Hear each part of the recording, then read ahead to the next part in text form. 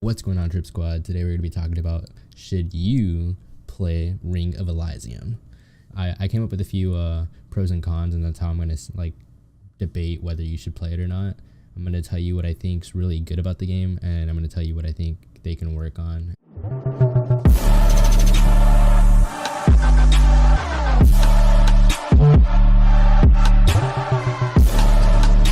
Alright, to kick this off, we're going to start off with the pros list.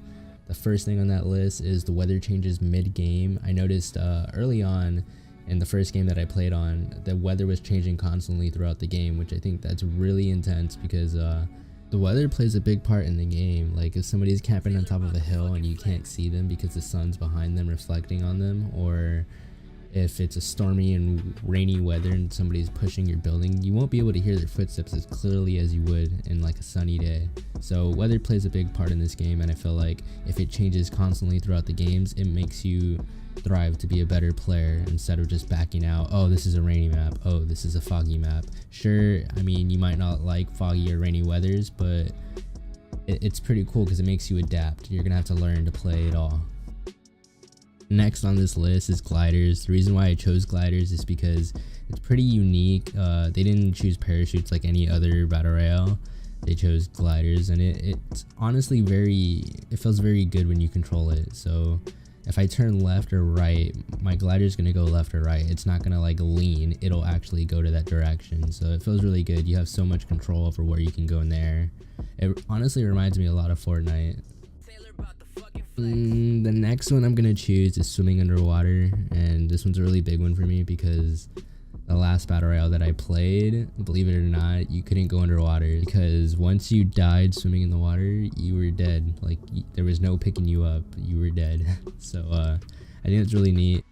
Along with how much I appreciate the water, I do appreciate the sound effects. This game has great sound effects, like to where you hear crickets chirping in the distance, or you hear gunshots firing from like 100 meters away, and then you hear thunder from the lightning that strikes. It's pretty crazy. Like the stuff that you hear in this game you wouldn't expect to hear, because when I first started parachuting in the game I was like, what the hell, do I hear crickets?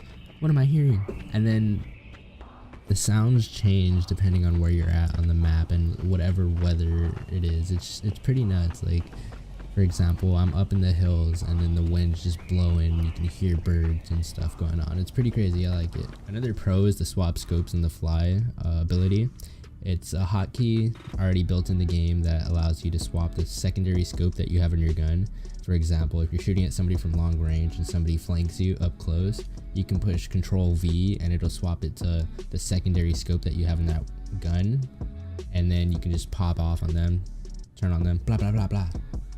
So yeah, that's pretty good that they implemented that. Gives you more versatility over what you can do in the game. Alright guys, now let's jump into the cons. My first con is, I actually ran into this like in my first day playing. If you land and you aren't able to find a gun, guess what? You're gonna have to shake hands with people because you can't punch anybody.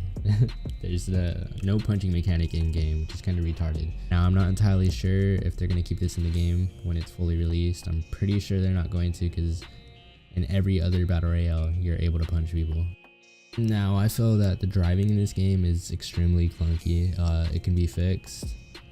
I've played mobile games that drive better than this game. It's just every time I move with WASD while driving the car, it just feels clunky. When I turn left or right, it's just like I don't know how to explain it. It just doesn't feel smooth. Another thing to note down on the cons list are bots. I'm fairly certain that there's bots in this game. For example, when you shoot at them, they'll stand still and then they'll react a few seconds afterwards. Yeah, it's just like something a normal player wouldn't do. Another thing to note down is there's not nearly as much destruction as I thought there was going to be from like the trailer. Everything that I've seen in the trailer, it looked like there was going to be a lot of destruction. But from what I've played, as far as I can tell, you can only break doors and windows. So that's not like what I was expecting from watching the trailer. So hopefully they plan to implement that later on. Only time will tell.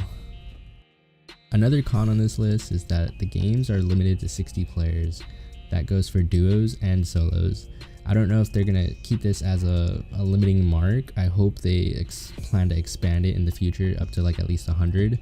I know the map isn't that large, but having a few extra players would make the game even more action-packed. Another big one for me is that there's no healing hotkeys in the game, so if you ever need to patch up on the fly, you need to open up that inventory, before you even open up your inventory, you have to find a spot to hide, get some cover, open up your inventory, and then pop a heal. I think it'd just be more convenient to push a hotkey. Alright guys, I hope you guys enjoyed this video. If you did, make sure to leave a thumbs up. Make sure to subscribe if you haven't, if you're new. And keep in mind that everything that I went over in this video is subject to change. It's in beta right now, so upon release, everything can change still. I will make you a sunset view. I will make it so you can look too. Be a haunting world.